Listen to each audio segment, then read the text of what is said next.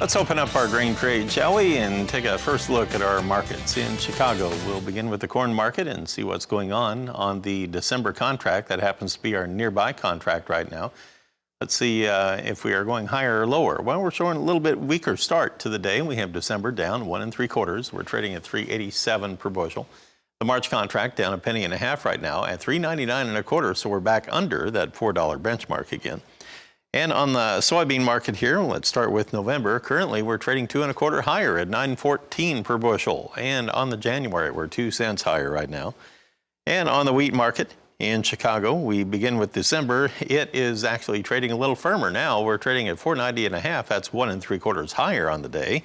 And we have the Kansas City market on that December contract, also trading higher by 1 3/4. We're trading at $4.07 1/2 per bushel. Minneapolis wheat is getting a solid start. We're up 8 cents at $5.37 1/4 right now. Brian Hoops joins us now. He's with Midwest Market Solutions in Springfield, Missouri. So, Brian, you and I were talking during the break here before we came on live about the weather situation. Seems to be a real dividing line diagonally across the Midwest and the Corn Belt. So I just wondered, are you on the cold side of that front or are you on the warm side of that front yet? Well, we've cooled off from what we were. We were having record temperatures this week in the 90s for early October's all-time record. But we've cooled off, getting a little bit of rain, but not enough really here. A lot of producers in this area planting winter wheat at this time frame, and so rain would certainly be welcome. The cooler temperatures are welcome. They expect a pretty quick emergence because it is, not extremely hot, but it's warm temperatures and certainly very warm soil and good conditions overall. How's fall harvest coming along there? Yeah, making some progress. A lot of our clients were rained out this week across the upper Midwest. It did a little bit of activity. The corn, of course, is waiting for it to dry down. Soybeans said they have been going quite a bit, but now they had some rain across a lot of the Midwest this week, and that's slowing things down considerably. All right, so as you look at the market makeup right now, do you think the market is just kind of going flat ahead of the upcoming WASDE report that'll be out next Thursday, or what's it going to be trading on here? Yeah, the market tends to cycle between really big moves and then it kind of consolidates and it has another big move. And we had big moves Monday, Tuesday of this week. You saw the quarterly stocks numbers propel us higher. And since that time frame, we've kind of gone sideways to more of a flat type market. The last couple of Fridays, we've had pullbacks in soybeans, and those have marked important points because then on Sunday night and Monday, Tuesday, we rallied sharply. So hopefully that's the case again. But the market does seem to be kind of just biding its time, waiting for next week's weather forecast, some harvest news, and then also the supply and demand report that comes out on Thursday of next week. By the way, December cotton is up 26 points at 61.86, so I wanted to point that out. We're going to be back talking with Brian Hoops about our livestock open, and we'll come back and cover those markets right on the other side of these messages.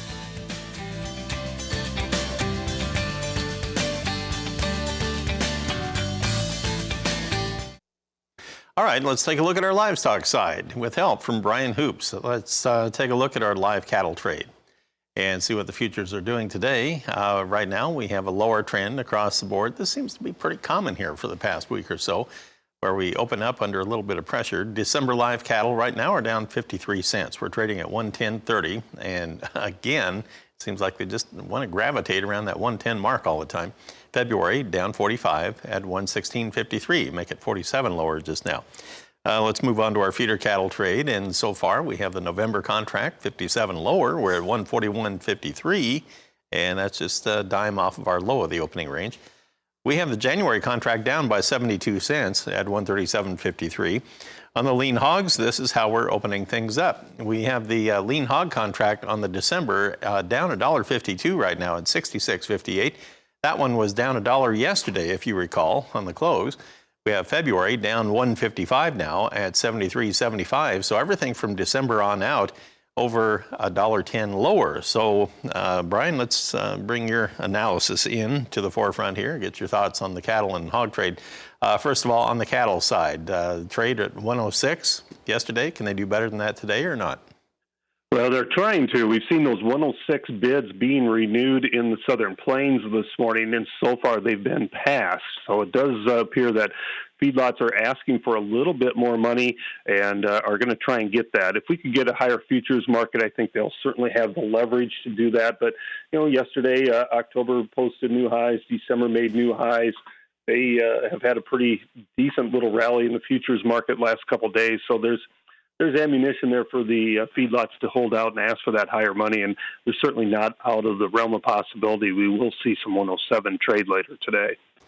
Well, and who can blame producers and feedlot managers for thinking that? I mean, there has been so much talk. I've been hearing from people all over the country here about the fact that the packers seem to be making all kinds of money and the retail prices have not come down.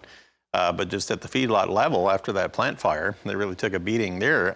It just sounds like there is some pent-up energy there for maybe a change in that spread. Do you think that's possible anytime soon?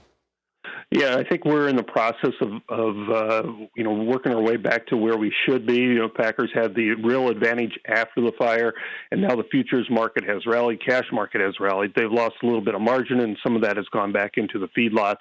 And I think we'll continue to see that trend over the next several weeks as the cash market continues to work its way higher, as we expect the cash markets to be steady, firmer, especially as we get into later December, January, when that Holcomb plant reopens. In that export sales report yesterday, China did buy some pork. It was 3,500 tons. That was a bit of a disappointment. And it was deferred to 2020. That was a bit of a disappointment. They didn't take any for this year. So now it seems like the trade really wants to see some proof that they're going to come in with both fists and be in a big buying mood before they really ramp this market up. What do you think about that idea? Yeah, you're exactly right. The market had that rally into late September and has started to pull back since that time frame. Seen some pretty decent losses again today. Until we see better business, export business, these front month contracts that have been building in a premium, we're really apt to lose some of that premium. You look at where the February's trading at now compared to where October is going to go off the board. There's a lot to lose here if we don't get some sort of agreement reached and see some export business in that time frame. Okay, thank you, Brian. Brian Hoops of Midwest Market Solutions in Springfield, Missouri. That's the very latest on how we're opening things up here on a Friday. It's almost a weekend. Almost a weekend. Thank you very much, Marlon.